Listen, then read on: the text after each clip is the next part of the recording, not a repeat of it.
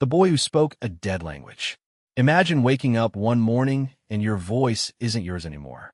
The words spilling out of your mouth are strange, ancient, like something from a horror movie. Your family stares at you, confused. Your friends think you're pranking them, but you're not. You're speaking a language no one's heard in thousands of years. This is the story of Ethan Miller, a kid from Ohio who went to bed normal and woke up speaking a dead language. What happened to him? Could it happen to you? Ethan was your typical 12-year-old American kid. He lived in a small town outside Columbus, Ohio, where Friday nights meant high school football and backyard barbecues. Ethan was obsessed with video games, Marvel movies, and playing wide receiver on his middle school football team. His mom, Jenny, said he was always laughing, always curious. His dad, Tom, a mechanic, called him the heart of their family. But one crisp fall afternoon, everything changed.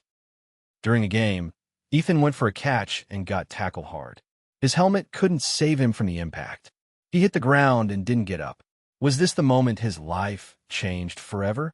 Paramedics rushed Ethan to Riverside Hospital. His parents sat in the waiting room, clutching each other, praying for a miracle. The doctors weren't optimistic. Ethan had a severe concussion and slipped into a coma.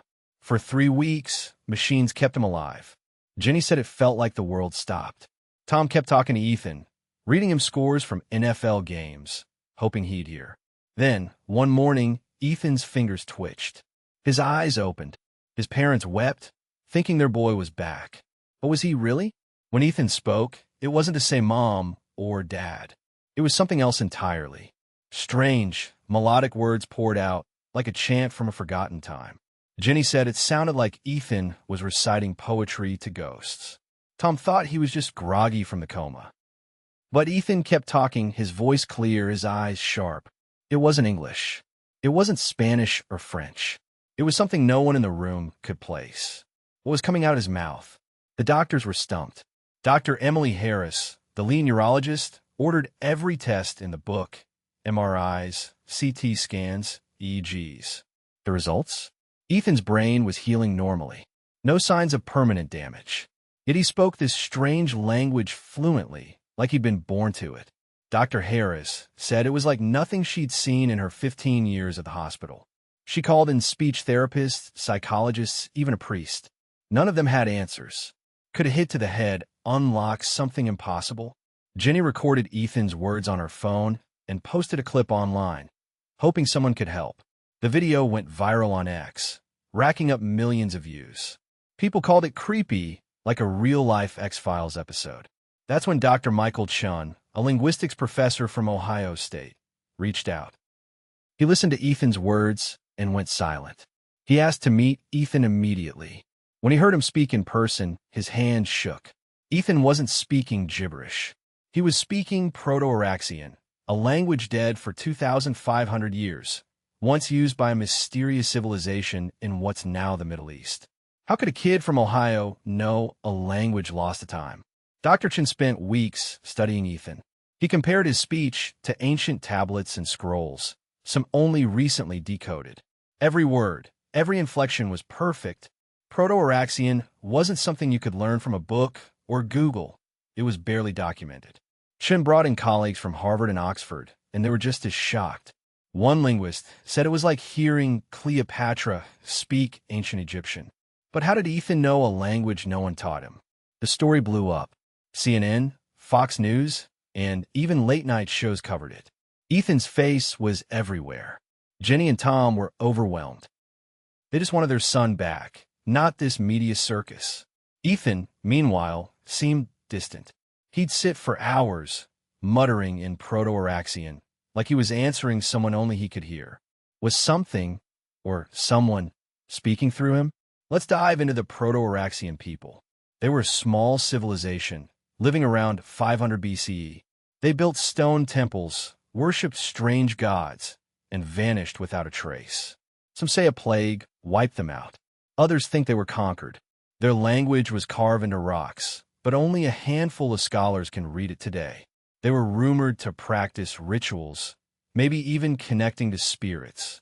Did Ethan's coma somehow link him to their world? Back to the theories. Dr. Priya Anand, a reincarnation expert, flew in from California. She believed Ethan's coma opened a door to a past life. She pointed to cases where people woke from comas with new skills or memories. Could Ethan be carrying the soul of an Arisian priest? Dr. Chen wasn't sold. He leaned toward a theory called genetic memory, where DNA stores ancestral knowledge.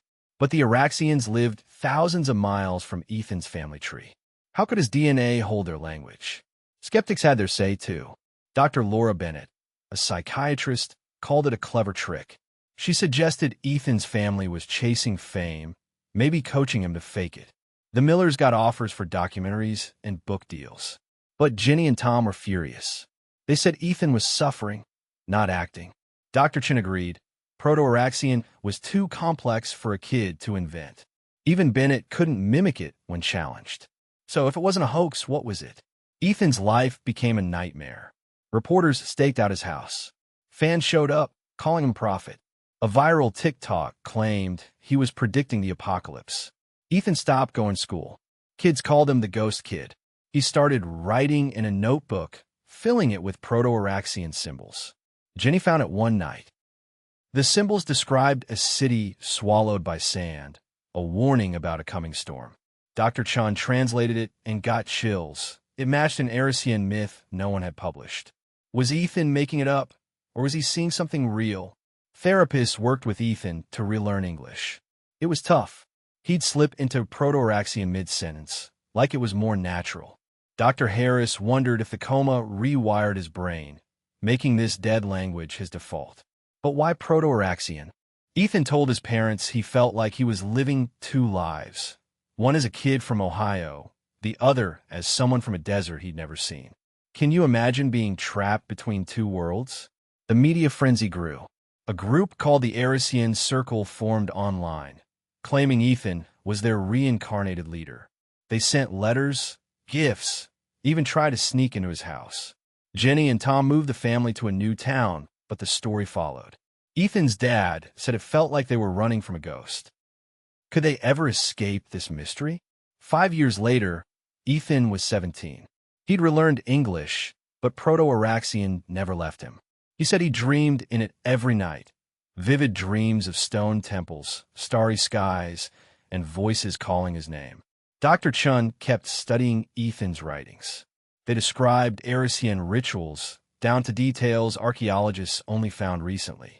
One described a star alignment that matched a dig site uncovered in 2024. How could Ethan know things no one else did? Let's step back. What does this mean? If Ethan's story is real, it challenges everything we know. Are we all carrying memories from lives we don't remember? Could a single moment, like a coma, unlock them? Or is this just a fluke, a brain glitch we can't explain? The Millers stopped talking to the press. They want Ethan to have a normal life, graduate high school, maybe go to college. But Ethan's different now. He carries a weight no one can see. He once told his mom, "I feel like I'm supposed to tell the world something, but I don't know what." What would you do with a secret like that? This isn't just Ethan's story. It's a question for all of us. What's locked inside your mind? If you woke up tomorrow speaking a language no one knows, would you chase the truth or run from it? Could you handle being a mystery the world can't solve? Drop your thoughts in the comments. And if you're wondering, what if this happens to you?